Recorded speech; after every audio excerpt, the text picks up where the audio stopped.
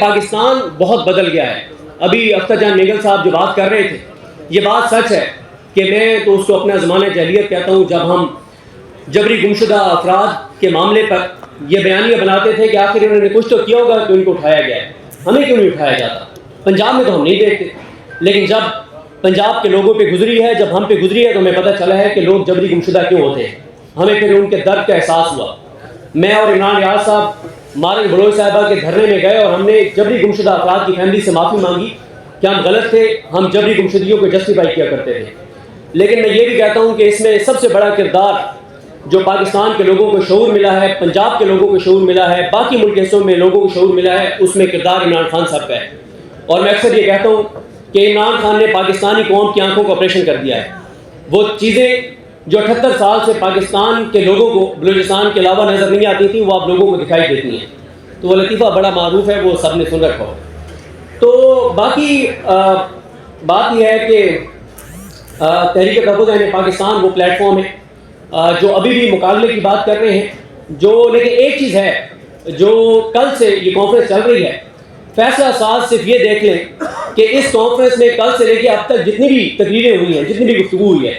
ان میں سے کون سے کلپ زیادہ وائرل ہوئے ہیں, کون سے کلپس ایسے ہیں جس کو لوگوں نے زیادہ شیئر کیا ہے, ری ٹویٹ کیا ہے, جن پہ انہوں نے محبت کا اظہار کیا ہے. اس سے اندازہ لگا لیں کہ لوگوں کے سینٹیمنٹس کیا ہیں. اور میں یہ سمجھتا ہوں کہ تحریک تحفظ یعنی پاکستان نے مکالمے کے ذریعے جو پاکستان کو حل کرنے کی کوشش کی ہے, میں سمجھتا ہوں یہ شاید ایک آخری کوشش ہے. لوگوں کے اندر غصہ بڑھتا جا رہا ہے, لوگوں کے اندر نفرت بڑھتی چلی جا رہی ہے. اور اگر تحریک تحفظ یعنی پاکستان کی یہ لیڈرشپ اور باقی جو لیڈرشپ ہے, جو مختلف جماعتوں کی جو ان کا حصہ ہیں, اگر ان کو درمیان سے نکال دیا جائے تو پھر پاکستان کے اندر وہی لیڈر لیس چیزیں ہوں گی جو بنگلہ دیش, نیپال اور باقی ملکوں کے اندر ہوئی ہیں. تو میں یہ سمجھتا ہوں کہ جتنی بھی گفتگو کی ہے اختر جان میگل صاحب نے, علامہ صاحب نے اور باقی جو مقررین جو جن کو سن کے بڑا اچھا لگا ہے, تو ان کے نکات کو, ان کی گفتگو کو سنجیدہ لیا جائے. باقی جو باتیں بہت ساری میں نے کرنی تھی وہ ہم اپنے بلاگز میں کرتے رہیں گے. بہت شکریہ. یا جہانگیری صاحب نکالا گیا تو ان کا میں ذکر کروں گا. اس کے علاوہ گفتگو ظاہر علامہ صاحب کے بعد اور اختر جان میگل صاحب کے بعد بنتی نہیں ہے. وہ صحافی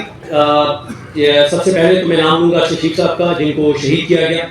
اور ارشد شیخ صاحب کو جو شہید کیا گیا تو ان کو شہید کرنے والے اور ان کو قتل کرنے والے سمجھتے تھے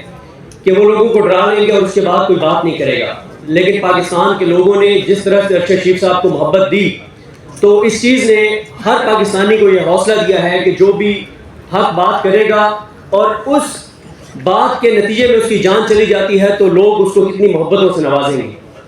ابھی مجھے ایک دوست بتا رہے تھے کہ ارشد شیخ صاحب کی قبر پہ وہ گئے تو ایک بزرگ جو ہے وہ اپنے معصوم پوتے کو لے کر اور ان کی قبر پر آئے ہوئے تھے. اور ان کی قبر پر آئے ہوئے تھے تو انہوں نے, ہمارے دوست ٹھہرے ہوئے تھے تو ان کو بتایا, کہتے ہیں کہ میں اب میری عمر کے اس حصے میں ہوں کہ مجھے نہیں پتا میری زندگی کے کتنے دن باقی ہیں, لیکن میں اپنے پوتے کو یہاں لے کر آیا ہوں تاکہ اس کو بتا سکوں کہ یہ ارشد شریف کی قبر ہے اور میں اس دنیا سے چلا بھی جاؤں تو تم نے اسی قبر پر آتے رہنا ہے اور اسی قربانی کیا ہے, میں اپنے پوتے کو یہ بتانے آیا ہوں. اس کے بعد اس وقت ہمارے 3 ساتھی اس وقت بھی پابند سلاسل ہیں, جن میں سوراب برکت ہیں سیاست.pk سے, آغا شیخ سرور ہیں اور رائے غلام علی. ان کو جو ہے وہ پہلے جبری طور پہ گمشدہ کیا گیا, پھر ان کو جعلی کیسز میں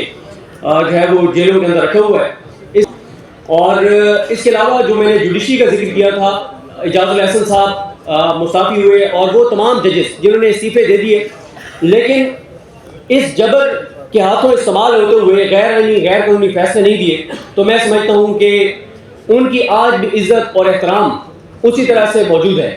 اور اگر عہدوں سے عزت ہوتی تو اس وقت پاکستان میں سب سے زیادہ معزز جسٹس امین الدین خان ہوتے, جسٹس جائیہ خان ہوتے. اور میں ایک پہلے ججز کا ذکر کر لوں, اعجاز الاحسن صاحب, اس کے بعد مظاہر اکبر نقوی صاحب اور شاہد جمیل صاحب یہاں موجود ہیں, انہوں نے ریزائن کیا. اس کے بعد منصور علی شاہ صاحب نے ریزائن کیا, اختر من اللہ صاحب نے ریزائن کیا, شمس محمود مرزا صاحب نے ریزائن کیا, اور ابھی جو جبر کا نشانہ بنے ہیں وہ جسٹس طارق محمود جہانگیری بنے ہیں. اور ان کو جس طرح سے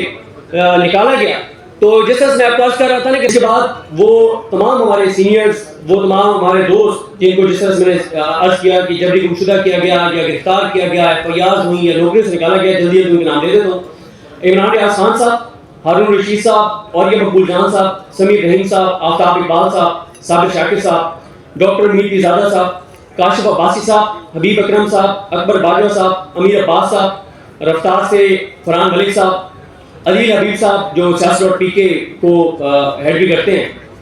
اسامہ غازی صاحب، جمیل فاروقی صاحب، ایاز امیر صاحب، عارف امید بھٹی صاحب، سمینا بادشاہ صاحبہ جو اس کانفرنس میں بھی موجود تھیں، اطہر کاظمی صاحب، متی اللہ جان صاحب، اسد طور صاحب، شاہد اسلم صاحب، طارق متین صاحب، عیسیٰ نقوی صاحب، شاکر اعوان صاحب، زین لغاری صاحب، حرمیت سنگھ صاحب، احمد فرحات صاحب، رضی طاہر صاحب،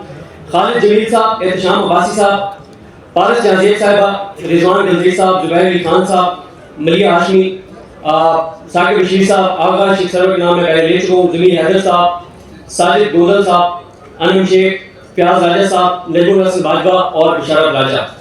تو یہ ہے وہ نام ڈیجیٹل میڈیا سے یا میڈیا سے جن کے نام میں کچھ نام مس بھی ہو گئے ہوں گے، اس کے لیے میں معذرت خواہ ہوں.